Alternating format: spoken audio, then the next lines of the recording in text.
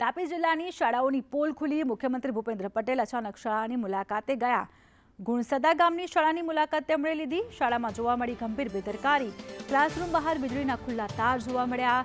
ખુલ્લા તાર જોઈ મુખ્યમંત્રી અકળાઈ ગયા। શાળાની સ્થિતિ જોઈને આચાર્ય અને કલેક્ટરને તેમણે ખખડાવ્યા। તો ઓચિંતી મુલાકાત છે તે સીએમ ભૂપેન્દ્રભાઈ પટેલે લીધી। તેઓ આચાર્ય અને કલેક્ટરને તેમણે ખખડાવ્યા, કારણ કે જે શાળામાં તેઓ ગયા હતા તેમાં ખુલ્લા વીજળીના તાર જોવા મળ્યા।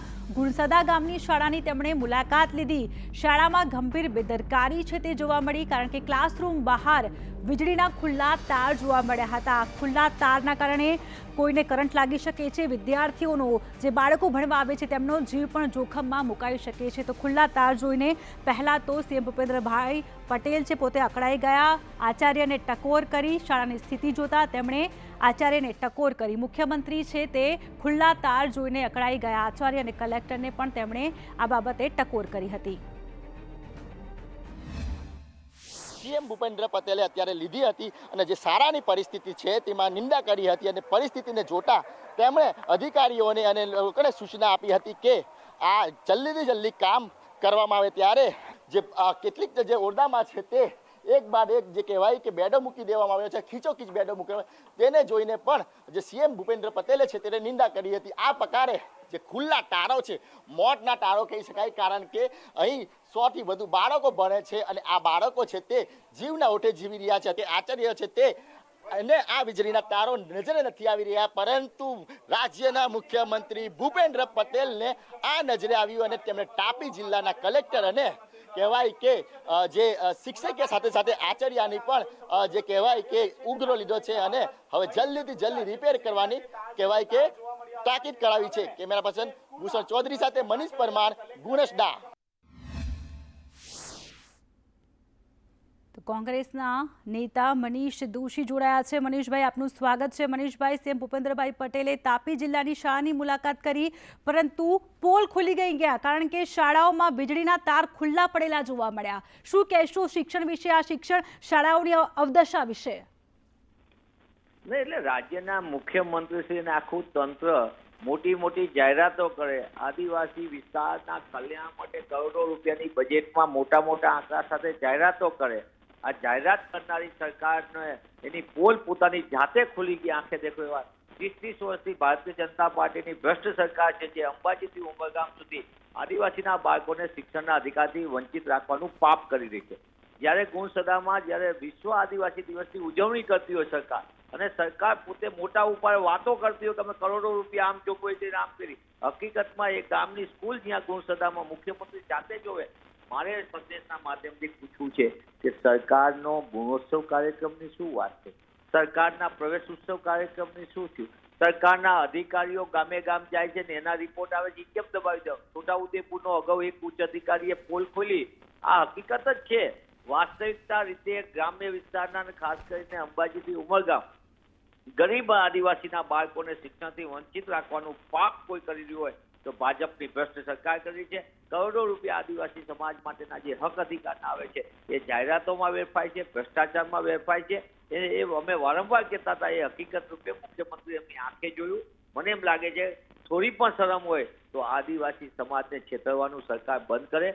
હકીકતમાં જે એમનો અધિકાર છે, એ શિક્ષણનો અધિકાર હોય, રોજગારનો અધિકાર હોય કે આરોગ્યનો અધિકાર હોય, જીવન જીવવાનો અધિકાર હોય કે જંગલના જમીનનો અધિકાર હોય, જે કોંગ્રેસે આપ્યો છે, એ આજ સુધી એની અમલવારી કરવામાં સરકાર સતત ઊણી ઉતરી છે। ત્યારે આદિવાસી સમાજના બાળકોને અન્યાય કરનારી ભાજપની ભ્રષ્ટ સરકારમાં થોડી પણ શરમ હોય તો માત્ર એક સ્કૂલ નહીં, ગુણસદા, આ તો ગ્રામ્ય વિસ્તારની મોટાભાગની સ્કૂલોની આ સ્થિતિ છે।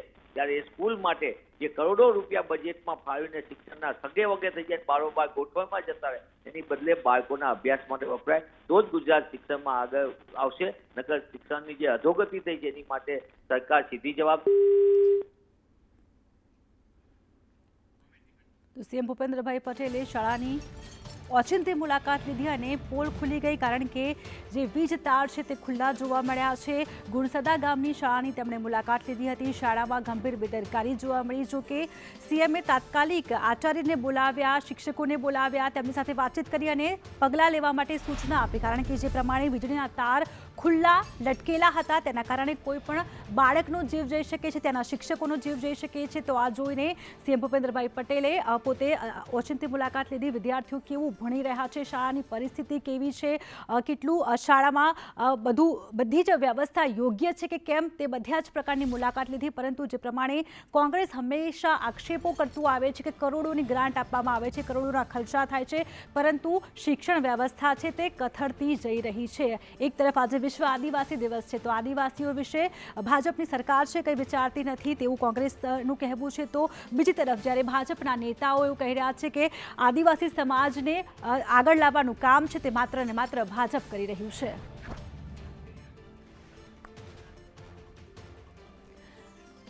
તો ગુજરાતના શિક્ષણ મંત્રી પ્રફુલભાઈ પાનસેરિયા જોડાઈ ગયા છે. પ્રફુલભાઈ, આપનું સ્વાગત છે. પ્રફુલભાઈ, ગુજરાતના શાળાઓની દશા તો જુઓ, વીજતાર ખુલ્લા પડ્યા છે, કોઈ પણ બાળકનો જીવ જઈ શકે છે. પ્રફુલભાઈ જી, એ માટે તો દરેક શાળાઓની દરેક અમારા મુખ્યમંત્રી આદરણીય ભૂપેન્દ્રભાઈ પટેલ સાહેબને અમે સમજો ને બધી શાળાઓમાં જઈ અને આ બધી જ બાબતની ચકાસણી કર્યા. ખૂબ બધી સારી શાળાઓ છે, કંઈક ક્ષતિ છે એ અમે જોઈને ચોક્કસ સ્થળ ઉપર એનું સોલ્યુશન કરવાનો પ્રયાસ કરી રહ્યા છીએ.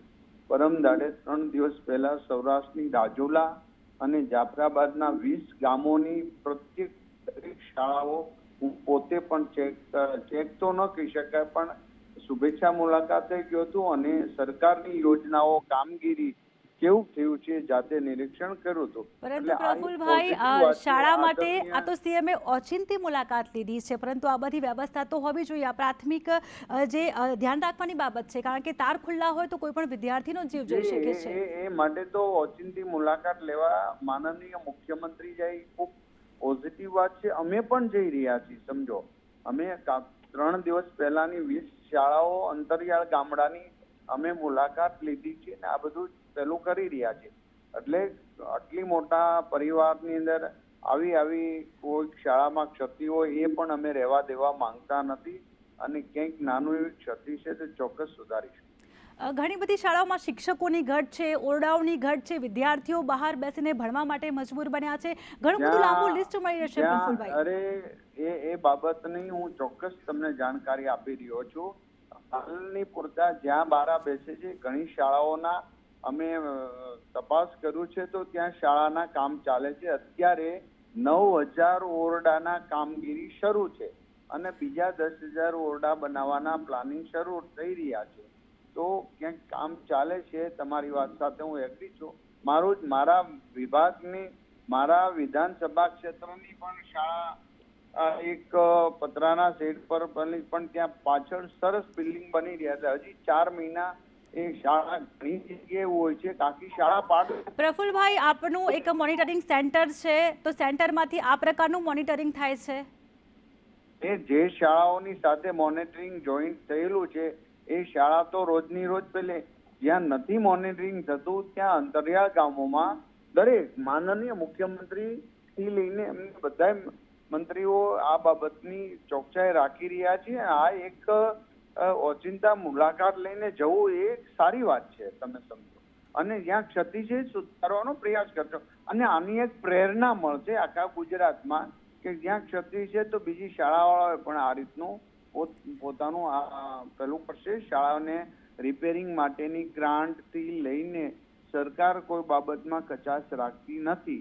જેની ક્ષતિ છે એનું એક્શન પણ. પરંતુ આટલી બધી ગ્રાન્ટ મળે છે, સરકાર પૈસા ખર્ચે છે, તો જોઈએ એવી શાળાઓ નથી હોતી, સુખ સુવિધાથી વંચિત હોય છે, શૌચાલય નથી હોતા. એ આપના મંતવ્ય, આપના એ બાબત સાથે હું એટલા માટે સહમત નથી. આપ જો બહુ બધી શાળા છે, ક્ષતિ છે એ હું સ્વીકારું છું, પણ બહુ જાજી શાળાઓ ખૂબ સારી અને ખૂબ સારું એજ્યુકેશન પ્રાપ્ત થઈ રહ્યું છે. આવી પણ અમારે 1 વર્ષની અંદર આવી ક્ષતિ કે ક્યાંય પ્રોબ્લેમ વાળી શાળા નથી રહેવા દેવી. એ માટે અમે કટિબદ્ધ છીએ. જી, આ જે ગુણસદા ગામની જે શાળાની સીએમ ભૂપેન્દ્રભાઈએ મુલાકાત લીધી, પોતે પણ આ વીજળીના ખુલ્લા તાર જોઈને પોતે પણ ચોંકી ઉઠ્યા સાહેબ. જી, એટલા માટે તો એ વિકસિત લીધી જઈ રહ્યા છે, અમે જઈ રહ્યા છીએ. આજે કોઈ પણ જિલ્લાના પ્રવાસની અંદર કોઈ પણ મંત્રી હોય તો ચોક્કસ શાળા અને આવું કામ ચાલતું હોય ત્યાં પોતે જઈને બાંધી જોઈ રહ્યા હોય છે. માનો કે એક મારા વિસ્તારની અંદર એક બાળ મંદિરનું લોકાર્પણ મારા હસ્તક થયું હતું. અંદર ટાઇલ્સ વગેરે તૂટેલી કે સારી ફિટિંગ નહોતી. મેં લોકાર્પણ કરવાના 1 કલાકની અંદર બધું તોડાવીને નવું કામ બધું જ કરાવ્યું છે. એટલે આ બાબતમાં અમે જાગૃત છીએ. પ્રફુલભાઈ, આપ ધારો તો ગુજરાતની દરેક શાળાઓને આપ સ્માર્ટ બનાવી શકો છો, પરંતુ અમે એવી આશા રાખીએ કે આપ જલ્દીમાં જલ્દી શિક્ષણને સ્તર સુધારો, શાળાઓનું સ્તર સુધારો, ઓરડાઓ પણ સારા બનાવો. બિલકુલ બિલકુલ, એમાં અમે એ બાબતમાં ખૂબ જી બિલકુલથી પ્રફુલભાઈ, આપ અમારી સાથે જોડાયા, આપે પ્રતિક્રિયા આપી એ બદલ આપનો આભાર.